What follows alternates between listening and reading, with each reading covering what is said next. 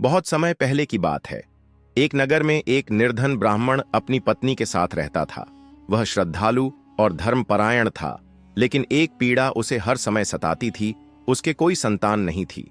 उसने वर्षों तक देवी देवताओं की आराधना की, व्रत उपवास रखे, लेकिन संतान सुख न मिला। एक दिन वह तीर्थ यात्रा पर निकला और एक घने जंगल में पहुंचा। वहां उसने एक सुंदर सरोवर देखा, जिसके किनारे एक विशाल नाग बैठा था। ब्राह्मण भयभीत हो गया, लेकिन उसने साहस करके नाग देवता को प्रणाम किया और श्रद्धापूर्वक दूध अर्पित किया। नाग देवता उसकी सेवा से प्रसन्न हुए और बोले, ब्राह्मण, मैं तुम्हारी भक्ति और श्रद्धा से प्रसन्न हूं। मैं तुम्हें एक पुत्र होने का वरदान देता हूं, लेकिन याद रखना, जिस दिन तुम्हारा पुत्र 16 वर्ष का होगा, उसी दिन मेरी जाति का एक अन्य नाग उसे डस लेगा और उसकी मृत्यु हो जाएगी। ब्राह्मण के मन में संतान प्राप्ति की इतनी लालसा थी कि उसने इस शर्त को सहर्ष स्वीकार कर लिया। उसने सिर झुकाकर कहा, देव, मुझे यह शर्त स्वीकार है। कम से कम मैं अपने पुत्र का मुख तो देख पाऊंगा। नाग देवता ने तथास्तु कहा और अंतर्ध्यान हो गए। समय बीतता गया और ब्राह्मण के घर एक सुंदर पुत्र का जन्म हुआ। नगरवासियों ने इसे ईश्वर का चमत्कार माना। बालक का नाम आदित्य रखा गया। आदित्य जैसे जैसे बड़ा हुआ, उसकी चतुराई, शील और गुण देखकर सभी प्रसन्न होते। लेकिन ब्राह्मण और उसकी पत्नी के मन में एक भय हर समय बना रहता, उसके 16वें जन्मदिन का दिन। जब आदित्य 15 वर्ष का हुआ तो ब्राह्मण का डर और बढ़ गया। उसने यह पूरी घटना नगर के राजा चंद्रसेन को बताई।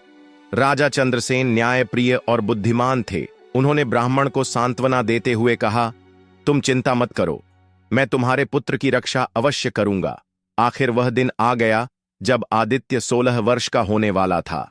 राजा ने ब्राह्मण और उसके पुत्र को अपने महल में बुलाया और कहा, हम इसे एक अलग उपाय से बचाएंगे।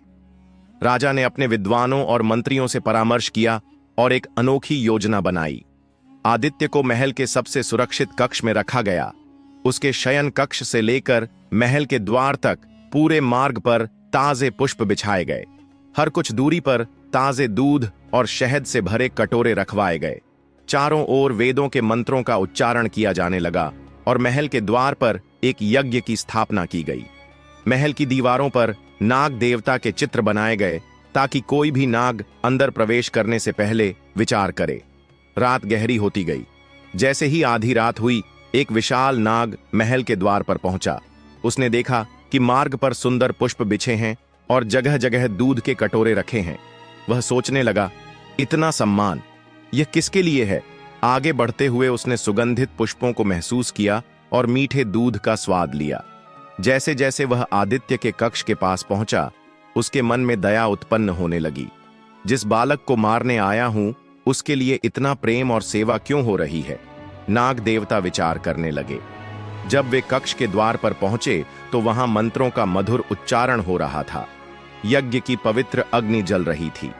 नाग देवता का हृदय पूरी तरह से परिवर्तन हो गया। नाग देवता ने कमरे में प्रवेश किया और आदित्य को सोते हुए देखा। उन्होंने धीरे से कहा, सेवा और श्रद्धा ने मेरी कठोरता को भंग कर दिया है। आज इस बालक के प्राण मैं नहीं लूंगा।